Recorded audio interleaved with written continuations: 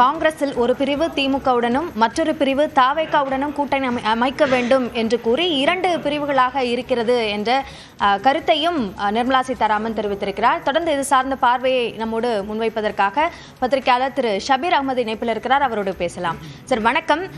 விஜயை பார்த்து பயப்பட வேண்டிய அவசியம் பாஜகவிற்கு இல்லை, திமுகவுக்கு தான் இருக்கிறது என்று குறிப்பிடுகிறார் நிர்மலா சீதாராமன். உங்களுடைய பார்வை?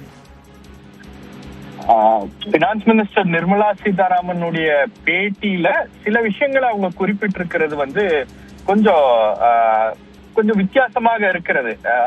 ஏன்னா இங்க கள நிலவரம் என்ன அப்படின்றது நமக்கு ரொம்ப நல்லா தெரியும். எப்படி பாஜக விஜயை அதிமுக பாஜக கூட்டணிக்குள் கொண்டு வந்து விட முடியுமோ அப்படின்ற ஒரு தீவிரமான முயற்சியை அவர்கள் எடுத்துக்கொண்டிருக்கிறார்கள்.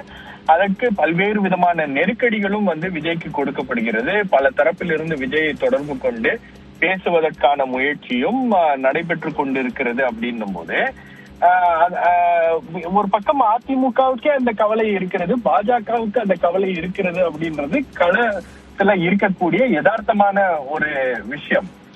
ஆனால் வெளியே பேசும்போது திமுக கூட்டணிக்கு தான் அச்சம் ஏற்படுகிறது, திமுக கூட்டணி தான் விஜயை பார்த்து அஞ்சுகிறது அப்படின்ற மாதிரி ஒரு விஷயத்த அவங்க பேசுறாங்க. அதுவே பாத்தீங்கன்னா கள யதார்த்தத்துக்கும் அவர்கள் சொல்லுவதற்கும் பெரிய அளவுக்கு ஒரு வித்தியாசம் என்பது இருக்கிறது.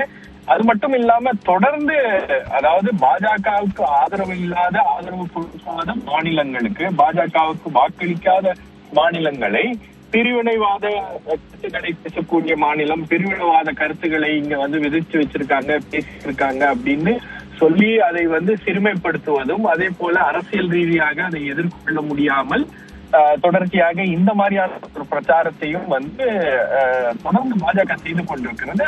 இதுக்கு முன்னாடி இந்த கருத்துக்களை திரு ஆளுநர் அவர்கள் பேசியிருக்கிறார். ஆளுநர் பேசிய அதே கருத்துக்களை அம்மையார் நிர்மலா சீதாராமன் அவர்களும் பேசி இருப்பது ஒரு அரசியல் புரிதல் இல்லாமல் அவர் அந்த விஷயத்த சொல்லியிருக்காங்க அப்படின்னு நான் பாக்குறேன். ஏன்னா இங்க பண்பாட்டு ரீதியாகவும் சரி, கலாச்சார ரீதியாகவும் சரி, இந்த பாஜகவை திமுக அரசியல் ரீதியாக மட்டும் எதிர்கொண்டால் போதாது, பண்பாட்டு ரீதியாக கலாச்சார ரீதியாக எதிர்கொள்ள வேண்டும். அப்படிதான் கடந்த காலங்கள்ல அவங்க எதிர்த்திருக்காங்க. கடந்த காலத்துல அவங்க அரசியல் கொள்கைகளை வகுத்திருக்காங்க அப்படின்னும் போது அந்த விஷயத்துக்கு தான் திமுக இப்ப மறுபடியும் போறாங்க. அதை எதிர்கொள்வதில் பாஜகவுக்கு பெரிய அளவுக்கு ஒரு சிக்கல் என்பது இருக்கிறது அப்படின்றதும் தெரியுது. அதனாலதான் அதை ரொம்ப ஈஸியா இது பிரிவினைவாத கருத்துக்கள் அப்படின்னு அதை பிரஷ் சைட் பண்ணக்கூடிய ஒரு முயற்சியை தொடர்ந்து பாஜக செய்து கொண்டிருக்கிறது. இந்த தேர்தல்ல ஆக்சுவலா பாத்தீங்கன்னா விஜயுடைய வருகை அப்படின்றது திமுக மட்டும் இல்ல, எல்லா கூட்டணிகளையும் கணக்குகளையும் அது டிஸ்டர்ப் பண்ணுது. அதுதான் பாஜக உட்பட எல்லா கட்சிகளுக்கும் ஒரு பெரிய ஒரு பிரச்சனையாக மாறி இருக்கிறது அப்படின்னு பாக்குறேன். ஏன்னா அவங்க வகுத்த வியூகங்கள்லாம் களத்துல செயல்படுமா அப்படின்ற அந்த கேள்விகளையும் அதை எழுப்பி இருக்கிறது அப்படின்னு பாக்குறேன். கருத்து பகிர்வுக்கு நன்றி திரு ஷபீர்.